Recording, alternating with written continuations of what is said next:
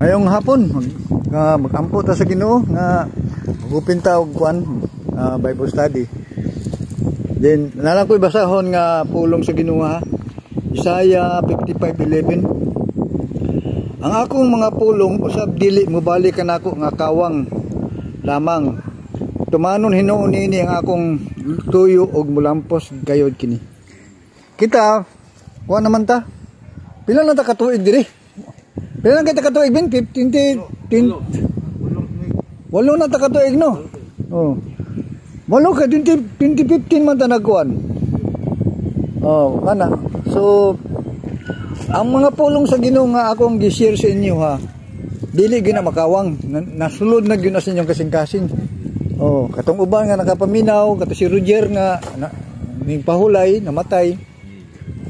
Nabuhi gapon ang pulong sa Ginoo sa iyang kinabuhi pag abot sa panahon. So karon na ako'y ang akong i-share sa inyo, ako lang gyud nga ang pulong nga akong sa Ginoo nga akong gi-share sa inyo dili gina kawang. Mobalik gina nay kausaban kasi siyempre ang pulong sa Ginoo eternal man na. So muna akong gikuan sa inyo ha nga as leader dire, as engineer dire, wa muna ako kuan ba? Wa muna mo gisalikway kay palangga kay mo sa Ginoo. Amen. Amen. So ang mo share karon si Jonathan actually si Jonathan Arkinesia niya si brother ni electrical engineer PEE professional electrical engineer ha. So good tan so good dito ko dali mag-pray sa ita mag-opening kong prayer mag-opening prayer. Lord, salamat sa balang espiritu nga naakaron Ginoo naghahikap sa ilaha Ginoo nga nagatambong ang akong mga katauhan Ginoo Lord. Ang katauhan ni Pablo Ginoo Lord. Salamat. Ikaw Ginoo magadihog pod kang Jonathan o kang Rini Ginoo nga mo share sa imong pulong amahan ko. Sa ngalan ni Kristo. Amen. Okay. Amen. So, lagihaw na nato nga. Salamat kayo nakakaon mo niya. Pasensya kay dinalian po niya ng preparation. Sulat po sa nagtrabaho niya. Trabaho po niya.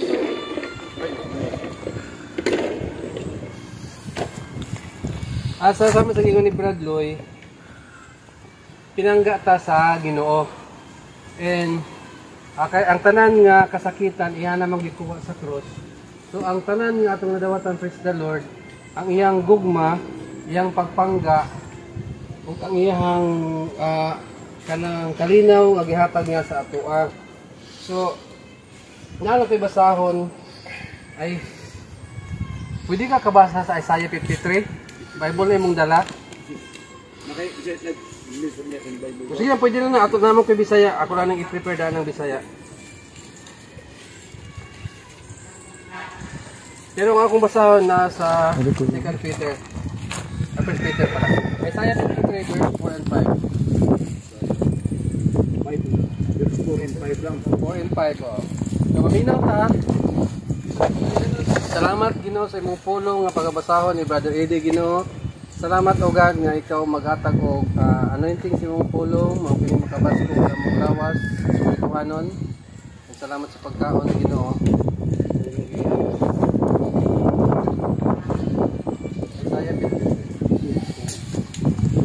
Surely He has borne our grief and carried our sorrow. Yet we still held stricken, smitten by God and afflicted. But He was wounded for our transgression. He was bruised by our iniquity. The chastisement for our peace was upon Him, and by His stripes we are healed.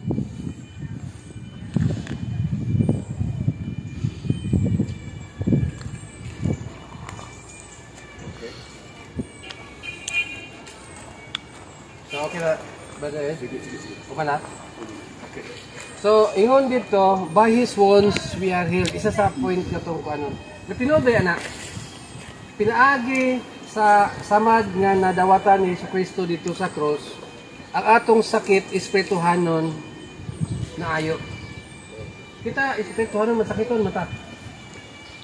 Masakiton ta in a sense na wala atong connection diya sa Amahan, diya sa Ginoong makagagahom tungod sa sala ni Adan ug ni Eva.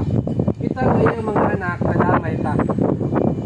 Tingin mo dayo kamot na mo to. Awaw niyo alas 6. Pagsakit na mo. So kung makakaon ka, dili ka kakaon sa espirituhanon na ito na aspito, nagkaroon taog sakit tungod sa wala ta kakaon sa pulong sa Ginoo. Kaya di man punta pwede makaduol sa Ginoo tungod sa sala ni Adan ug ni Eva. Ang pagpalansang ni Jesus dito sa cross para katong mga kasakitan nga alang unta kanato. Dito gihatag saya. Nasabtan ko ninyo. Hinamdamin ninyo ikaw ang ayan na ka makadawat sa gugma sa Ginoo, deserving ka na makadawat sa kaluoy sa Ginoo, deserve ka na makadawat sa kaayuhan physical or spiritual sa Ginoo tungod kay ang tanan nga sala, tanan nga sakit, tanan nga paglutos, tanan nga kaguliyang sa kinabuhi gilansang na uban kay Kristo dito sa cross. Mo nang ikaw ako deserve na kay nato nga deserve na nato nga madawatan sa gugma o kaayuhan sa Ginoo. Deserve na po nato makainom dumi ha. So inon kasayawa. Angayan baka maluwas. Angayan ingay mo kagainan yawa nga muhumog sa imo nga angayan ko. Ngano angayan man ka? Sige kasi makatubag. Gidawat mo sa imong kinabuhi o gilansang na ang imong sala uban ni Kristo dito sa cross. So kung naay maingon sa imo nga angayan ba ko makadawat og kaluwasan, angayan ka. Angayan ka igsuon tungod kay ang tanan nato mga sala nga dili unta nato mabayaran gilansang na uban ni Kristo dito sa cross. Ang gibasa niya ganina sa Isaiah, basahon nako sa 1 Peter chapter 2 sugod ta sa 21. Ang Isaiah, book of Isaiah, namugna siya 700 years before Christ. Kadto propeta nga nagdeklara nga mao ni ang mahitabo. Unya ang nahitabo kay Jesus sa mga 30 AD or something 33 AD. Layo kaayo ang giprophesy sa propeta pero nahitabo. Sa ato pa ang tanan mga butang nga pangitabo kay Kristo nahibal-an na daan tauna 700 BC years BC. So kung moingon ka nga tinuod ba di ay ning gibuhat ni Kristo o tinuod ba di ay ning Biblia tinuod kaayo. So kung mutuo ka kay Kristo igsoon kung mudawat kung of course gituo naman jud ka sa mga wala pa ni tuo sa wala pa ni dawat kay Kristo ingnan niyo sila nga ang pagdawat ug ang pagtuo sa Dios tinuod ug ang dili relihiyon ning atoa o dili relasyon sa Ginoo. Amen ba? Salamat kaayo kay naminaw ta sa pulong sa Ginoo. Importante kay ni kay 1 Peter chapter 2 verse 21. Okay, basahan ako ha. Bisaya ni gwapo ni. Ang pag-antos ni Kristo alang kanato mao ang panigingnan nga angay natong sundon. Ug mao kini ang katuyuan kung nganong gitawag kita aron masunod ta ang kinabuhi ni Kristo. Wala siya makasala. Hinumdumi ha. Wala siya makasala ug wala mamakak.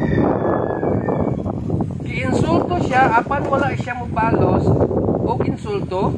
Isulutan siya apan wala gayud siya manghulga. Nagsalig siya sa Dios nga Amahan nga mao ang maghukom sa matarong. Sa verse 24, si Kristo mao gayud ang miangkon sa atong mga sala. Hinumdum igsuon. Si Kristo ang miangkon sa atong mga sala. Hallelujah. Amen ba? Amen. Sa ato pa kay giangkon naman ni Kristo ang atong mga sala. Sa ato pa kita karon di pasaylo na. Dapat lang kapasayloan sa Ginoo. Kaya naman giangkon, di ba? So kita mahimo na tang angayan diha sa atubangan sa Ginoo. Mo nang kung moampo ka sa masagingon ni Sir Rene atong niagi, moampo ka, moduol ka sa Dios, mangayo ka og tabang para sa imong pamilya, mangayo ka tabang para sa imong anak. Ya mo ang imong ubi, mo ang yaba nga, dili ka angayan moampo.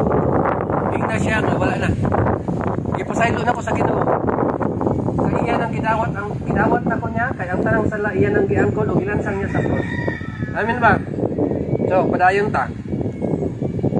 Miangkon siya sa atong mga sala sa dihang gilansang siya dito sa cross. Aron dili na kita makasala kung dili magkinabuhi na kita nga matarong tungod sa iyang mga samad kay naayo kita. Tungod sa samad ni Kristo, naayo kita. Kaya balaod, kung makasala ka, kailangan ka bunal-bunalan kay para pagpamato, para makabayad ka sa imong mga sala sa ilang panahon. O karon, kung panpon para sa ato para lang ta makabayad, kailangan ta pisuon, makasala ta og balaod. Pero ang akong piniskunan diri ang balaod sa sala. Kailangan jud mamatay ang tao tungod sa iyang binuhatan nga bala. Pero as I have said, gikuha na tanan ni Jesucristo ang tanan nga mga pagsilot para sa atoa aron kita makabuhi o makapuyo o kinabuhi walay katapusan. Okay, padayon ta.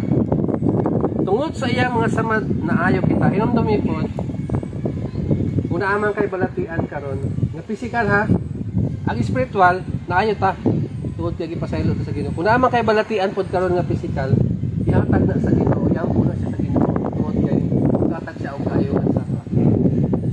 Kay siya ang Dios sa milagro. Hallelujah. Actually Dios ang Ginoo, Dios sa milagro.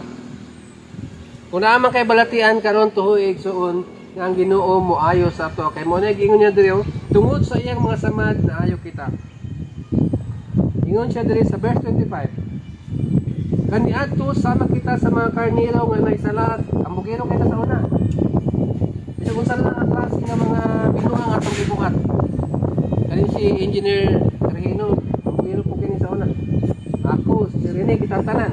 Ito kung saan lang atong buhaton, kay mga bugiro lagi. Mga saag nga kaniro ba? Kay kanang kanira magud, ang kanira magud mura siya gulay. Pinaka dam nga animal daw ang kaniro kay kung saan lang iyang buhaton. Ay ana gyapon ta. Saag kay ta magbuhat tag ato ang mga binuhatan nga wala na isubay sa gusto sa Ginoo. Pero ingon siya diri, verse 25, kaniadto sama kita sa mga karnero nga naisalaan. Apan karon nahibalik na kita sa Ginoo nga tigatiman og balantay sa atong mga kinabuhi. Hallelujah. Saag ta sa una. Pero nagpasalamat ta nga sa atong kasaag, sa atong pagkabadlongon, sama sa ako nagigura ko sa inyo badlongon. Karon dili ko katuo nga mag-share na ko sa pulong sa Ginoo. Ako gusto sa una comics lang and so on and so forth. Pero karon Biblia na akong giatubang. Kumbaga ingon diri, dati ko naisalaan, dati ko nawalay pulo sa akong kinabuhi kay sa unsa na akong ibuhat. Karon apan karon nahibalik na kita sa Ginoo. Salamat kay John na nahibalik na ka sa Ginoo. Amen ba? Kay kung wala pa, wala na. Grabe na ang paglunang nato sa sala. And salamat gani kayo ta na si Brad Luloy or si Engineer Hino nga naggahin sa iyang panahon para moabot ni nga pulong para sa inyo. Salamat yung kayo anak. Kay dili tanang tao ha. Kay ang tao ron mas gusto nga nasa bar. Gusto na sa sabungan. Kristo gihapon pero wala ko nagkuhan nga. Ano na ko lang ba? Sa ang mga tao karon gusto na sa kuan, nasa mo adto pero si engineer naningkamot nga masiran mo sa pulong sa Ginoo. And it's something like na kailangan nato i-appreciate. Kaya dili tanong tao gusto magwali sa pulong sa Ginoo. Di ba? Siya kabadlungon sa una matingala ka nga nung mamulata ba yan sa bulward sa una?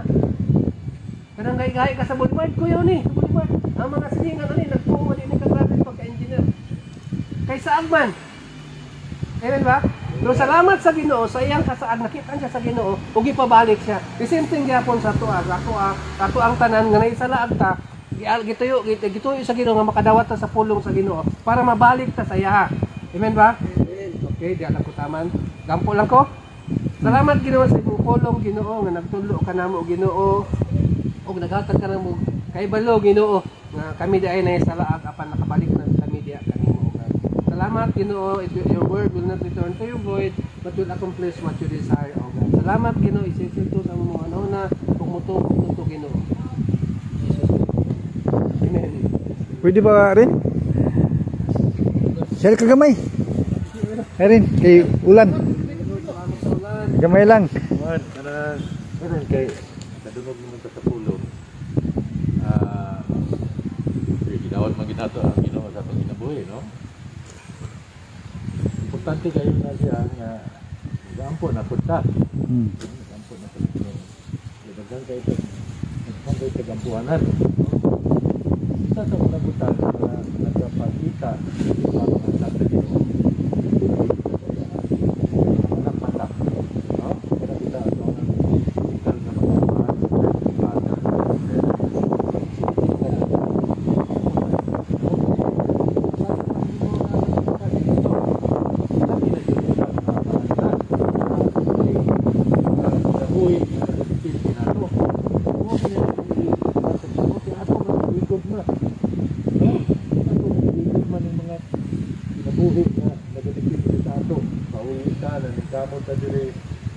para mabuhi po nila tao na ito.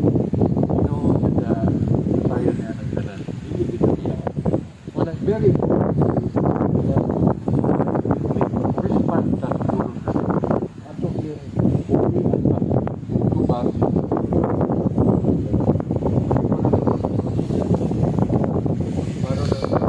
So is my word will not that goes out of my mouth.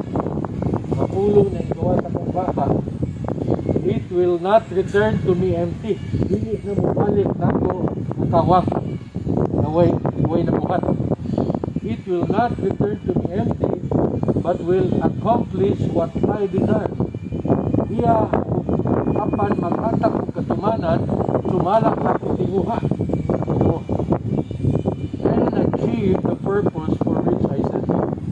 Unya akong makuha kung sa akong katuyuan, nganong nagawas ako na, nganong ihatag ako na kana ng mga pulong.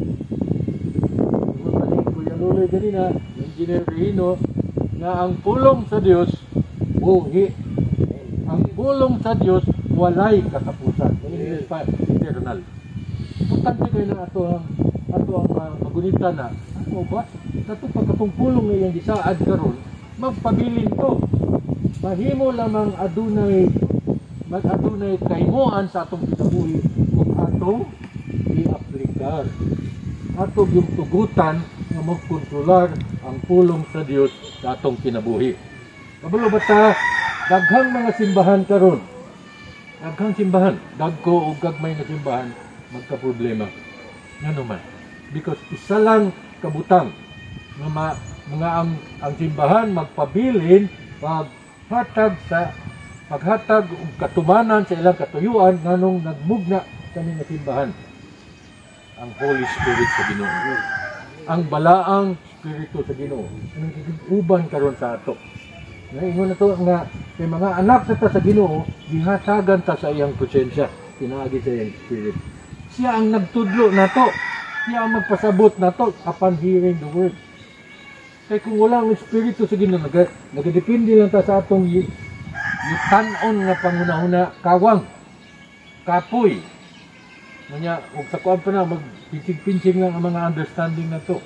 But when the Spirit of God speak to us, very simple, very clear, because the Holy Spirit Himself knows us. Ang Holy Spirit sa Ginoo, ang balang Espiritu sa Ginoo, nakainda na to.